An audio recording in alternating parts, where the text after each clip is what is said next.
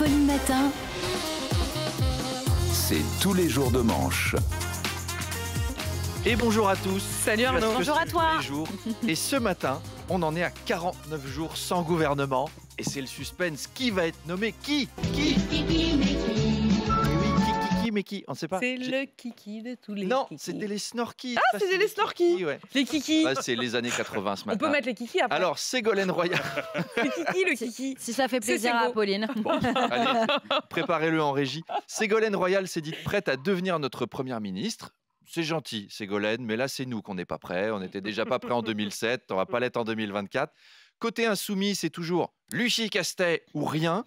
Alors, Lucie Castet ou rien, pour Macron, c'est un peu pareil. Hein, c'est un peu comme si on lui proposait fromage ou camembert, quoi. Hier, le favori, c'était Bernard Cazeneuve. Alors, vous ne le saviez pas, mais Bernard Cazeneuve, c'est un rigolo. On a appris il y a quelque temps dans Le Monde qu'il aimait rire au téléphone avec son ami Vincent Lindon, qu'il appelle, je cite, en imitant un dictateur africain. Faut se rendre compte de ce que ça peut donner. Hein. Il téléphone. Bonjour, monsieur Lindon. Je suis Bokassa, présentement la oui-oui. Et on rigole, c'est la fête. Hein, on l'attendait pas sur le registre de la grosse déconne. C'est-à-dire, si ta soirée patine, tu te dis pas, allez, appelle Cazeneuve, il faut relancer l'ambiance. Et bien, en fait, c'est le Patrick Sébastien des sociodémocrates. Il met des coussins péteurs en conseil des ministres. Messieurs, asseyez-vous. C'est génial, c'est que de l'amour.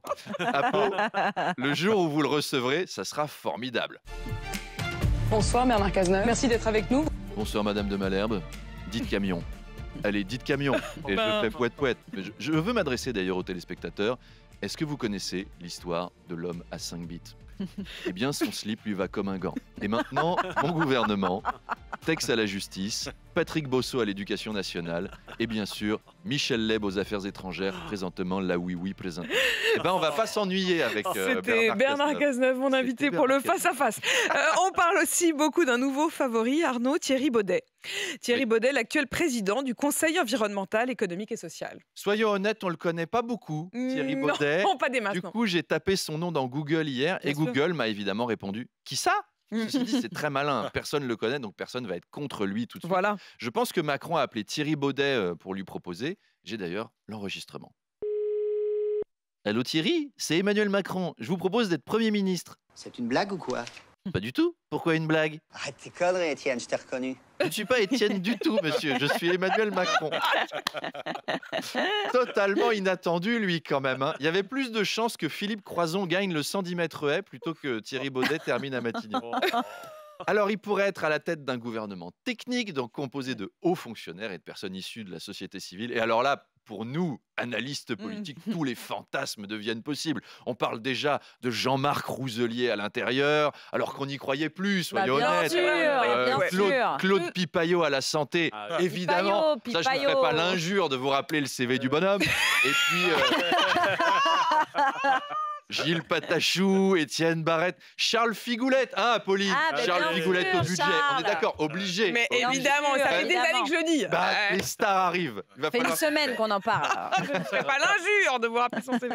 Anne Hidalgo, Arnaud, a annoncé qu'elle souhaite que les anneaux olympiques installés sur la Tour Eiffel pour les JO de Paris restent dessus. Oui, c'est idiot, on aurait pu les revendre à Audi, histoire de désendetter la ville. Mais en fait, faut rester là.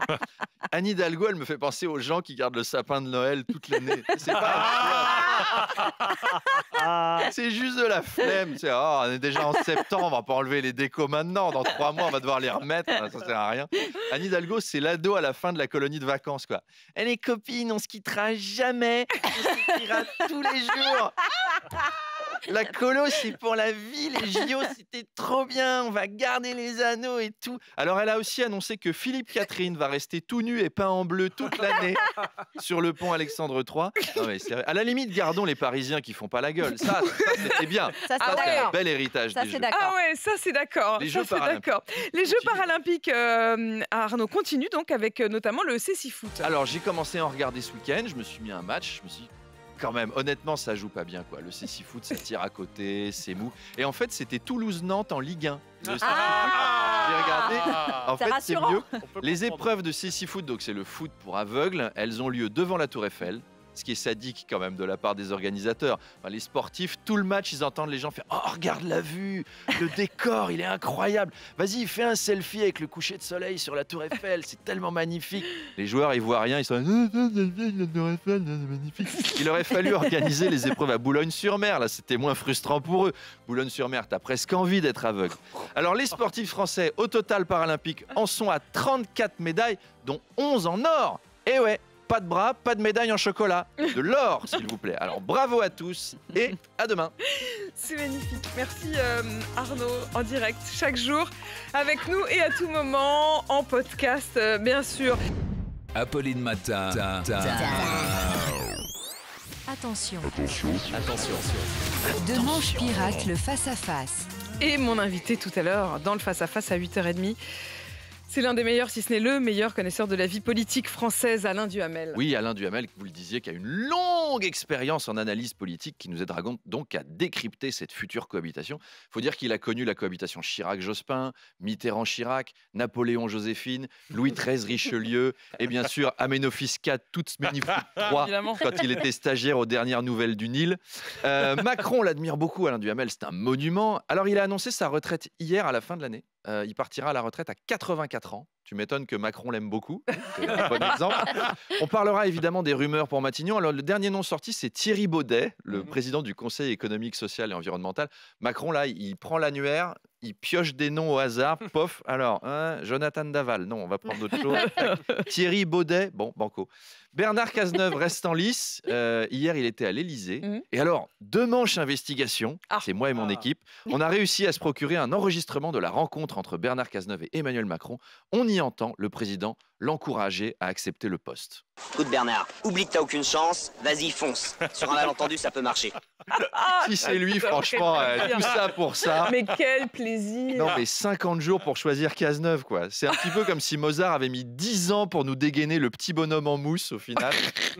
Emmanuel Macron a également reçu Xavier Bertrand à l'Élysée. Putain, entre lui et Cazeneuve, c'est plus des consultations, là, c'est Thierry Lhermitte dans le dîner de con.